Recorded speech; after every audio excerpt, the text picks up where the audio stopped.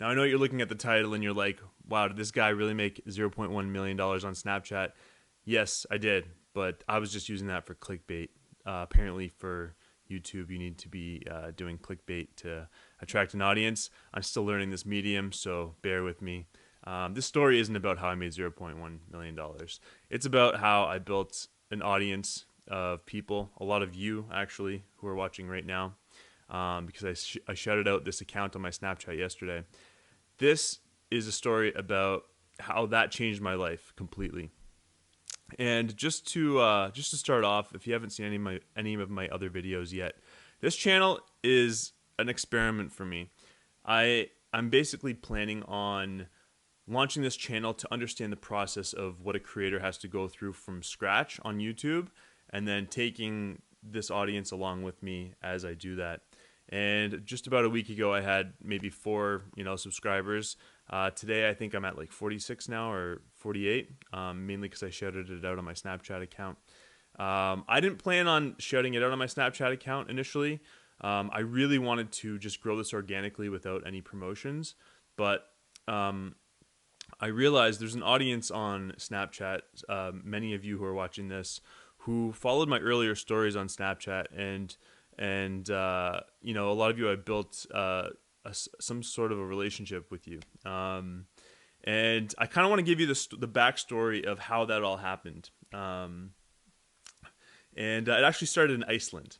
2014, Snapchat just launched the Stories feature on the app. Nobody had ever built anything like Snapchat Stories. It was the first vertical video creation format. And one of my best friends, Jerome Jar, he was doing a meetup there in Iceland with a guy named Nash Greer at the time. And they got a lot of attention in the country. And I was kind of just tagging along with them on the trip. And then people started asking me who I was. They saw me in some of the videos and at the meetup. And Snapchat actually went mainstream in Iceland to a point where grandparents were snapping each other. This was 2014, the end of 2014. This was when everybody was calling Snapchat a sexting tool. And in Iceland, it went mainstream to a point where everybody was using it. Grandmas were using it, they were snapping their grandkids. And it was so obvious to me that Snapchat was about to become the next big medium. And for me, like, I had tried doing Vines in the early days, but Vine didn't really work for me. For some reason, I can't do 6-second storytelling. And there's actually a lot of people who suffer from that, not being able to tell stories in 6 seconds. It was a very specific type of person that was able to do it. But longer form, I was able to do.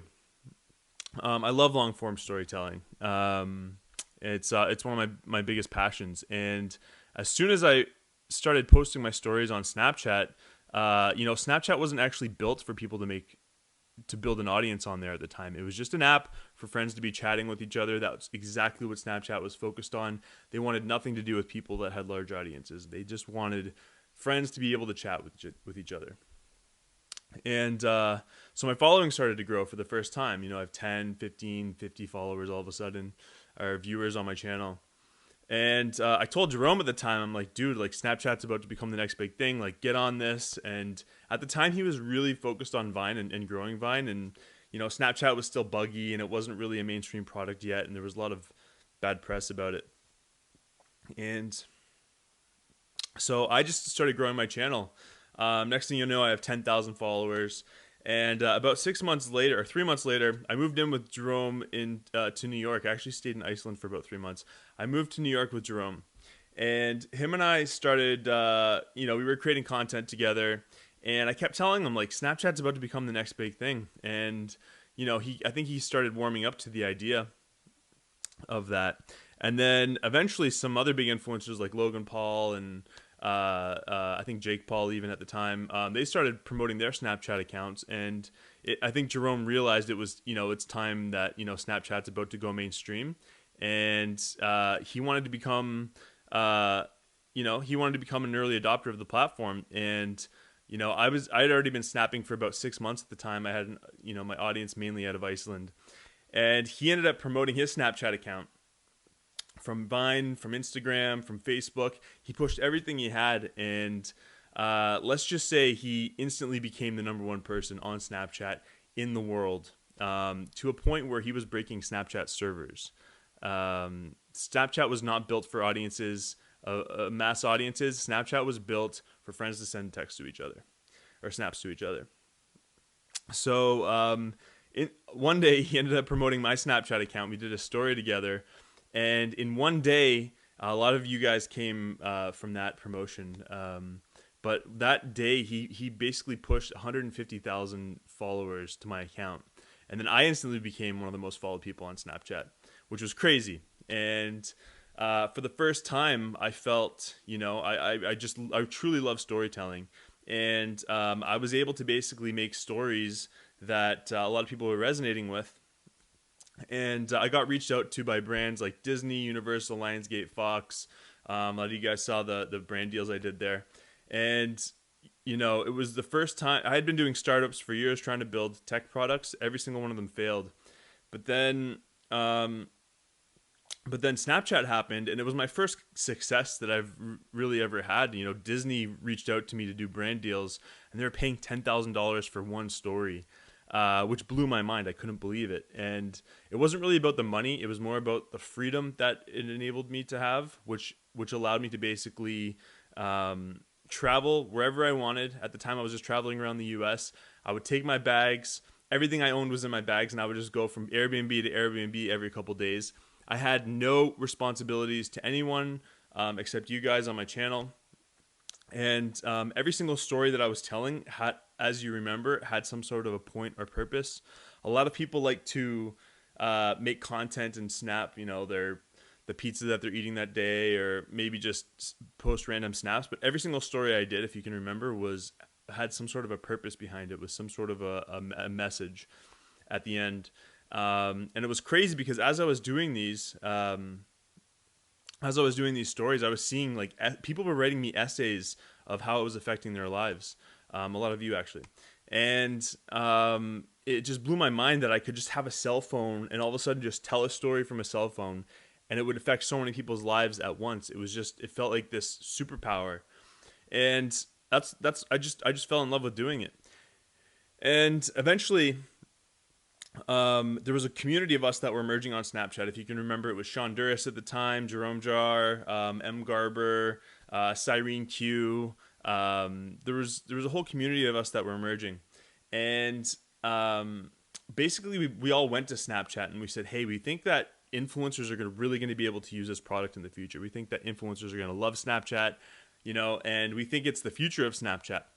And Snapchat basically said, we will never be an influencer platform. We're always going to be a chat app. That's our focus. And they made it a policy not to work with us.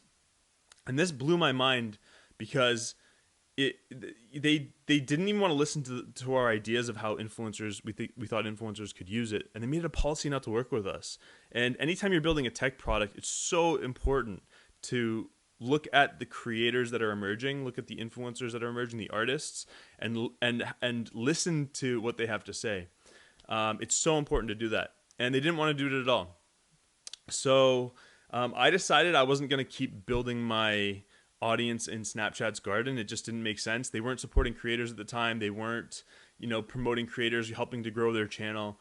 And it was so hard to maintain a following on there. And I just said, you know what, Vine made a huge mistake back in the day by not supporting their creators. All the Viners ended up leaving Vine. Snapchat's making the exact same mistake. And it was so obvious. And then I ended up saying, you know what? I want to build my own social video platforms. So I basically derailed my Snapchat career. If you guys can remember, I just stopped posting. And I put my head down and focused on basically building the first vertical video platform that allowed you to upload vertical videos and then to watch other people's vertical videos. So basically what TikTok became today, we were trying to do back in 2015. It ended up becoming a failure, unfortunately, or fortunately. Yeah, there's a lot of benefits to it, but it ended up becoming a failure, and there basically was not enough utility of the app. Uploading and watching vertical videos is not enough utility. It's not something that's actually going to draw people in and make them addicted to, using this app. And we tried 3 times. We tried Slinger as the first video app. The second one was called Bit Smash. It was where you can collaboratively create content with your friends. That one didn't work either. The third one was called Pocket Flicks. I didn't advertise that on my Snapchat channel, but basically we tried to make the Netflix of vertical video. That didn't work either. So we said, let's stop trying to build social networks. Let's get down to our first principles, the roots of what makes a great video app, and let's build the world's first automatic video editor. And we realized that when you look at Instagram and why Instagram grew because it had inherent utility that was a viral utility where you could instantly take a picture, put a filter on it, and then share that photo with your friends. Originally, you were sharing those photos outside of the app, and what Instagram did that I argue no other app has done was create a viral. Instagram created a viral utility that they could basically build a social layer on top of. So a lot of apps, video apps out there are making the mistake. We made this mistake of trying to build social first and then figure out utility. But you cannot build a successful social platform unless a big company acquires you and puts a whole bunch of money behind it. You cannot build one of those platforms unless you have that viral utility built into the app, that feature that everybody's going to be talking about. Otherwise, you have to keep putting a whole bunch of money behind it, and it's kind of like a leaky bucket. So that's what we've been focusing on. We said, if we were to build a video editor that automatically edits your videos, what would that video editor have to be? And our premise was that the future of video editing is automation. And basically, your videos are going to automatically be edited by artificial intelligence. And we said, if that's the future, what would the first feature need to be that we would need to build in order to jumpstart that future? So we looked at all this different types of content online, and we realized jump cuts. Jump cuts are one of the biggest trends in video making, where you remove all the dead space where there's no talking in the video. So that allows you to pause and think about what you want to say in between your cuts, and then when you jump cut it, all the blank spaces are taken out. So we said, if we could build this technology that automatically jump cut edits your videos, all these influencers are going to want to use it. So that's what we did. We set out to build the world's first automatic video editor. It's called Vlogeasy. It's on the App Store right now. And that's what I've been focused on. That's what my team and I have been focused on. And we have over 1 million downloads now, believe it or not. We have 1 million downloads. The app's made over $200,000 in revenue, which is crazy. It's not crazy amount of growth. It's not the growth that we need, but we're making steps to get there.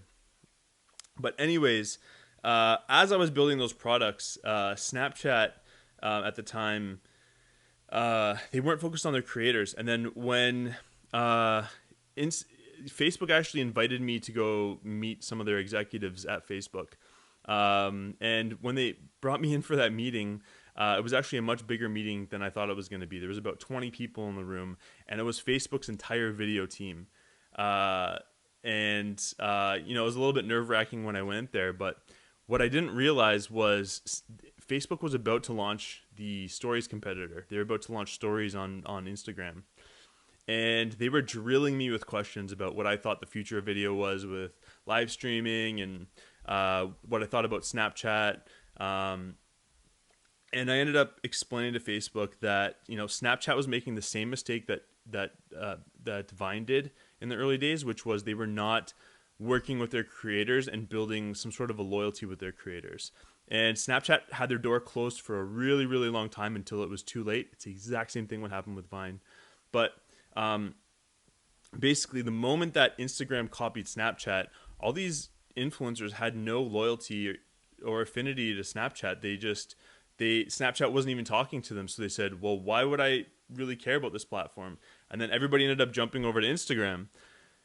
And when I was talking to Instagram, I was telling them, you have to build loyalty with your creators. They're the ones that, there's the tech team that's building the product, and then there's the creators that emerge from a certain product. And you have to be listening to those creators, or else you're not going to truly understand the nature of your platform. It's always the artist who truly understands the nature of any medium. Think about TikTok. The team that built TikTok, how would they have known that all these challenges were going to emerge, or certain trends were going to emerge on there? So, I don't know if you can hear the squeaky toys in the background, but it's my dogs. so that's um, so that's basically what happened. And it really hurt Snapchat to not build loyalty with their creators. They should have been doing that on day one. And as soon as Instagram copied the features, all these creators left Snapchat, went to Instagram, and then Snapchat was doing damage control, trying to bring all those creators back. They started supporting them. They started helping them grow their channels. They started making separate channels for them to help promote their brands. But it was a bit too late. And it's all because Snapchat was just really focused on being the best chat app. And that focus actually helped them in the long run, because if you look at the stats today, Snapchat is still the number one chat app for teens. It's more compelling than Instagram for teens. It's more than TikTok. Teens today are using Snapchat more than any other medium. So um, they made the mistake of not building that loyalty, but they were king for the biggest time, and all of a sudden they kind of fell off the map for a while. I think a lot of you that are watching this right now, you stayed on the platform, but I think Snapchat's making a comeback, and it's because they kind of went back to the roots. They fell off the map a little bit, but they just really focused on the data and tried to understand who the audience is, what kinds of features they love out of the app, and they're just building brick by brick. Instead of that huge viral growth they had in the beginning, this gave them a chance to kind of, let everything settle down and then look at what's working and, take away what's not working. And I think Evan Spiegel is a lot smarter than people realize, and his team. And I think Snapchat's going to make a huge comeback. Um, but anyways, yeah, this Snapchat channel. Thank you guys so much for being fans. A lot of you even, I hate saying fans. I always like to say more fams. But anyways, you guys were helping me with my Snapchat stories. You enabled me to work with world class brands. That ended up helping me raise money for futures for this startup that I've been building now. And it really changed my life in so many ways. Um, a lot of you may remember me doing those challenges where I lost a whole bunch of weight. As many of you know, I go up and down in weight pretty drastically. And over these past few years, building these tech startups have been super, I would say, emotional. And there's been a lot of ups and a lot of downs, but it's only in the past year that I've really been able to finally find my footing. And and I feel like I'm finally living a certain level of balance in my life. I'm exercising super regularly. I'm eating healthy regularly. I have long way to go, obviously. I can cut down on the coffee. Coffee's kind of killing me right now, and I need to quit that again. But I've gone through a lot in the past few years, and I've gained a lot of, I've learned a lot of lessons. Excuse me. I've learned a lot of lessons that I would love to share with you guys, and this channel is going to be me, completely vulnerable. I don't want to do any bullshit on here. This is going to be 100% me. And on Snapchat, I felt like I had to kind of play a character, but for some reason, when I'm just talking to the camera and hitting record, I feel like I'm just being wholly me, and I don't know why. I don't know what it is, but something about it. And I started this channel with the premise of I want to help emerge the next million creators, people who never. It's not people who. I want to target people who never thought that they could create content in the first place, and I would love to inspire people to think like that. And and that's what the mission of this channel is. It's me starting a channel, understanding the nuances of having to go through the awkwardness of posting and not knowing what to say. And if you watch my first video, you'll see like it was weird. It was just me kind of being afraid talking in front of the camera. And already after like 10 videos, I feel like a lot more energized. I feel like I'm a lot more fluent, and I have a long way to go. And I just want to go through that hard process so that I can share my learnings with you guys if you ever want to start your own channel. And one thing I can say is that if you make a video and it's bad, nobody's going to see it anyway. There's going to be zero virality of that video. So never be afraid of posting. And if I can make a recommendation, I would say if you want to create content, just open the camera, hit record, talk to the camera like you're talking to yourself in the mirror. And after doing that a whole bunch of times, you're going to get more comfortable on camera. And then after that, I would suggest doing it again, but sending that video to a friend and tell your friend you're thinking of making videos in the future, and you made this video for them. You can use Vlog Easy if you want; it'll automatically jump cut the video. And then after you get comfortable sending those videos to friends, then try it and post one of those videos online. And it's to me, making videos has been a form. Got a hair flying around. It's been a form of therapy for me because I have so many things building up in my head all the time, and I feel like if I wanted to, I could just talk to the camera for hours. And this is kind of an outlet for me to just unload everything that's happening in my brain. So thank you guys. Thank you guys for my journey on Snapchat. You know, there's a whole bunch of new journeys coming, hopefully for some of you guys. And even if you think you don't want to create videos yet, I really hope that this might inspire you to get that spark to want to start creating videos. Even if it's not to become a huge influencer, even if it's just for a personal therapy, I truly believe that every single human being has a story to tell deep down. And I want this channel to help kind of expose that inner story that we all have. We're all living the hero's journey, and I'm going to talk about that in another video in the future. But basically, if life feels like a movie right now, there's a big reason why it feels like a movie, and it's because this is the real movie. This right now is the movie. When you go to the movies, that's supposed to inspire this movie where you are the main character and you are going on a journey. And I'm really excited for, you know, this year and the years to come. Who knows how big this channel is going to be? It might just be really small. It might just be a really intimate channel with a few people watching. But I'm doing this for me right now. I'm not doing this for anybody else. I'm doing this for me, and that is the point. So, again, thank you guys. That's it for today.